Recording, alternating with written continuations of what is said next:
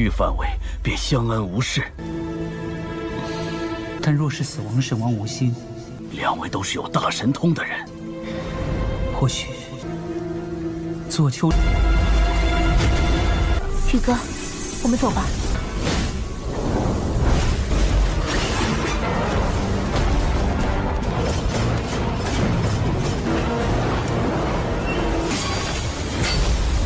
就试试看。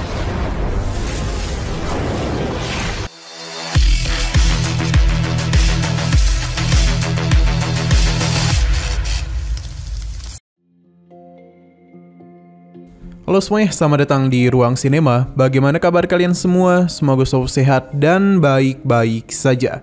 Sesuai jadwal, jadi pada hari ini kita akan kembali melanjutkan series Donghua Stellar Transformation Season 6 episode 26. Tanpa berlama-lama lagi, langsung saja kita mulai episode terbarunya. Kita dibawa ke laut utara dari alam dewa, di mana Xinyu dan juga Jiangli tengah melakukan perjalanan kemari. Tempat ini sangatlah dingin. Seharusnya mereka datang kemari dengan jirah yang lebih tebal lagi.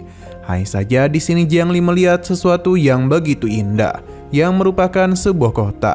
Karena Jiangli ingin tinggal di sini, tentu sebagai suami yang baik, Xinyu berjanji akan membangun istana di sana. Perjalanan pun terus mereka lakukan, di mana tempat ini dipenuhi oleh salju saja. Sebenarnya di bukit sebelah kiri terdapat tempat yang mereka cari. Namun mengapa Xinyu tidak membawanya ke sana? Sebenarnya Xinyu ingin mencari tahu informasi tentang Zhao Xiling dulu, karena akan sangat berbahaya jika mereka datang secara tiba-tiba tanpa mengetahui apapun. Jadi seharusnya pemilik dari tempat ini tahu tentang Zhao Xiling, karena dia merupakan tetangganya. Namun ketika berada di depan gerbang, tidak ada satupun orang yang menjemput mereka. Hingga Xinyu pun sadar kalau patung di sana memiliki kekuatan yang tak biasa. Serangan pun langsung saja mereka lancarkan kepada Xinyu dan Jiling. Mereka sadar kalau pemilik dari tempat ini sepertinya tidak ingin mereka memasuki wilayahnya. Serangan yang dilakukan oleh patung-patung itu dapat dengan mudah Xinyu atasi. Bahkan api miliknya mentiadakan patung di sana. Alhasil kini tidak ada lagi masalah yang perlu mereka khawatirkan.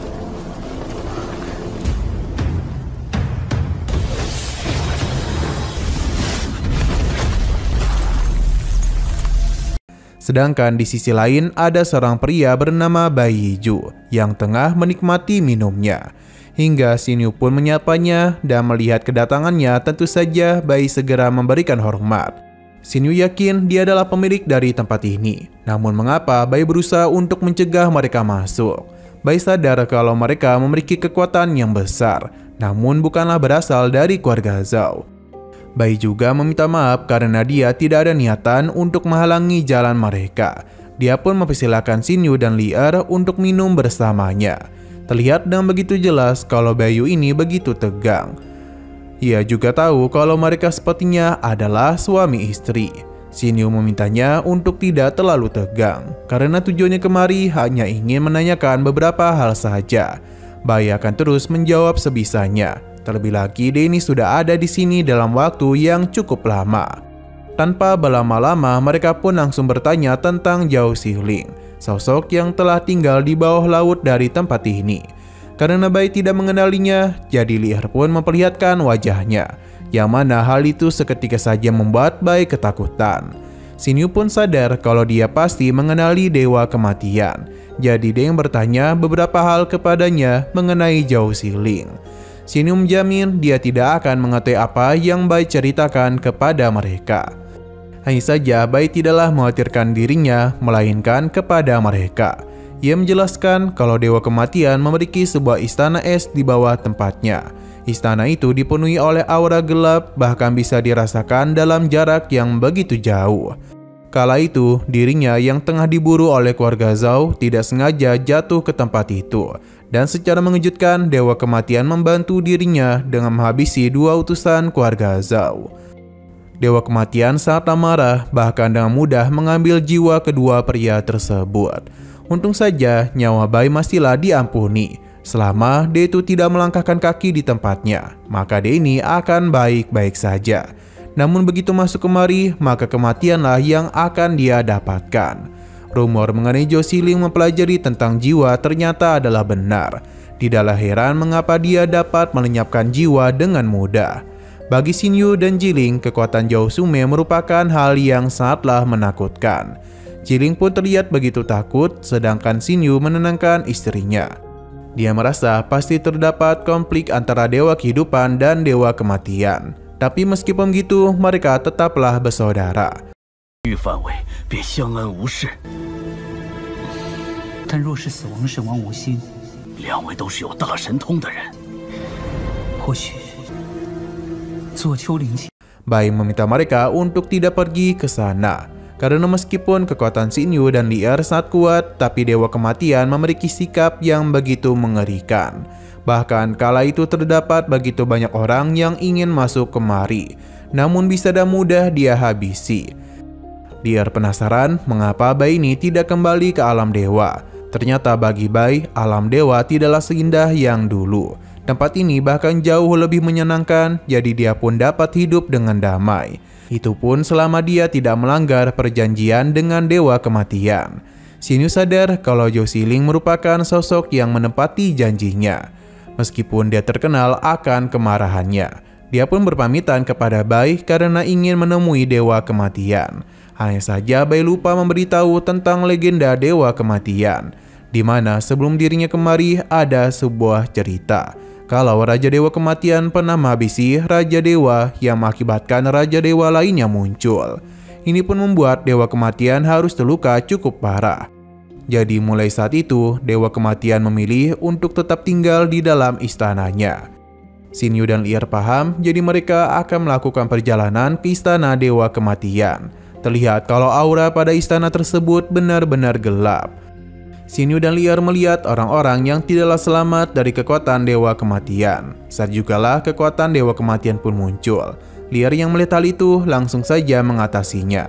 Dia membenarkan kalau aura ini memang mampu mengikis jiwa seseorang. Jadi Jiang Li akan menggunakan kekuatan Dewa kehidupannya untuk bisa melindungi mereka dari kekuatan jahat itu. Alhasil seberapa keras pun aura ini berusaha, mereka tidaklah mampu menembus pertahanan Jiang Li. Hingga aura jahat ini pun bergabung untuk membentuk sebuah kekuatan yang besar. Untung saja Xin Yu masih dapat mengatasi hal itu dengan sangat mudah. Kini tidak ada lagi masalah yang perlu mereka khawatirkan. Xin Yu mulai melakukan pencarian dan akhirnya menemukan keberadaan dari Dewa Kematian yang memang berada di dalam istana. Mereka berdua pun berteleportasi. 宇哥，我们走吧。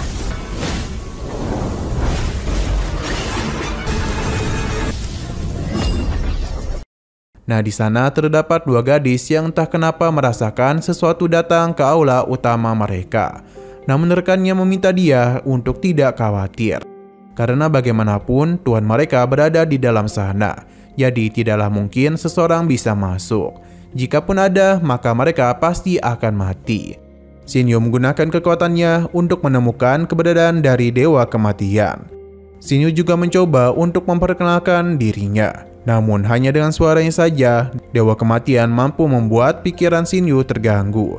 Dewa Kematian kesal karena ada yang berani mengganggu dirinya. Ternyata barusan adalah teknik suara jiwa. Tidaklah heran mengapa Xin Yu merasakan sakit di kepalanya. Alhasil, Xin Yu pun segera memulihkan dirinya dengan bantuan Li Er. Dewa Kematian pun merasakan kekuatan dari Dewa Kehidupan.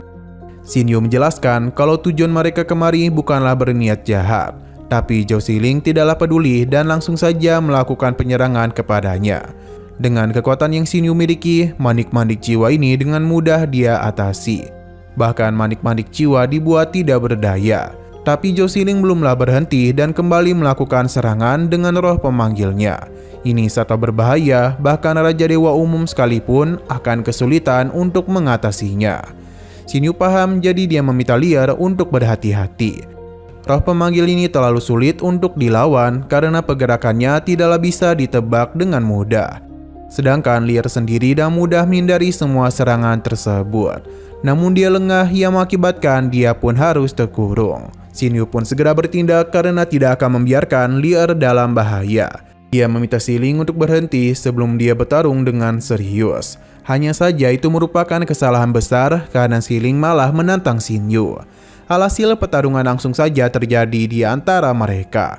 Xin Yu yang memang sudah serius dengan mudah menghadapi roh pemanggil miliknya, yang mengakibatkan hal itu pun kembali masuk ke dalam gua tersembunyi.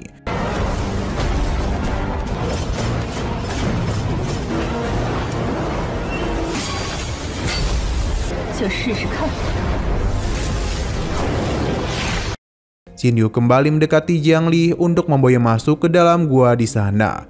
Perlahan namun pasti mereka pun mulai melihat sosok sebenarnya dari Zhao Xiling, atau yang dikenal sebagai Dewa Kematian.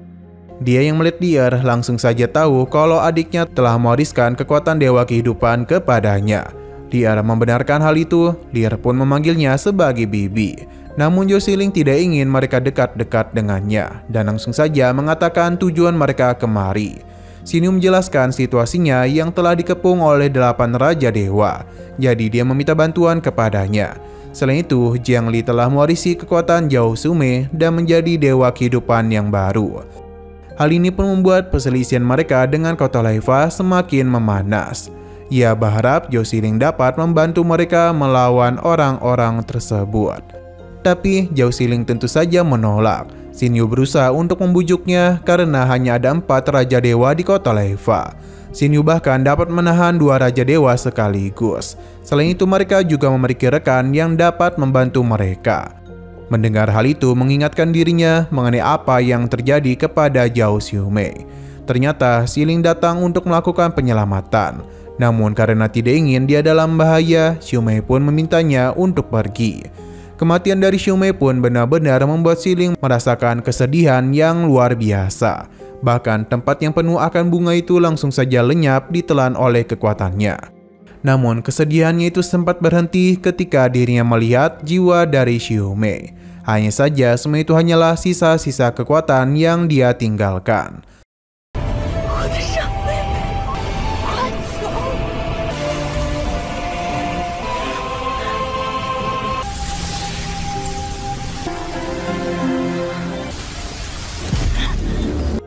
Sebenarnya dendam kematian Xume masihlah dia simpan.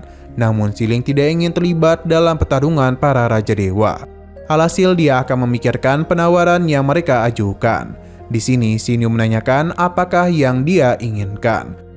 Yang tentu saja Zhao Xiling menanyakan tentang Hongmen Limbao kelas 1. Jika mereka tidak memilikinya, maka Xiling tidak akan mau bergabung. Ia bahkan tidak ingin diberikan Hongmen Limbao kelas 2.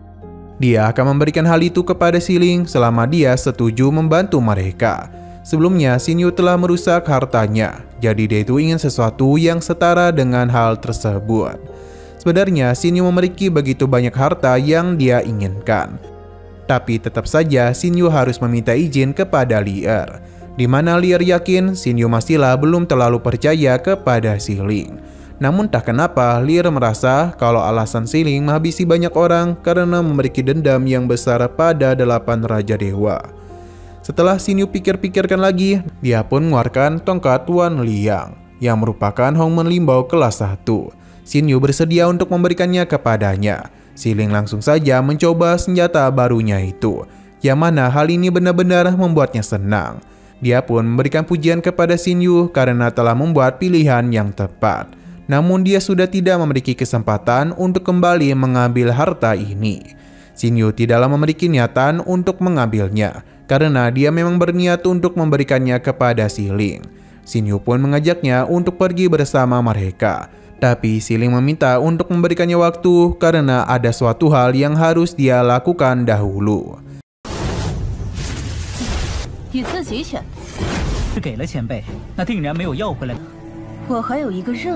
Nah, sayang sekali lagi seru-serunya, episodenya pun harus bersambung dulu.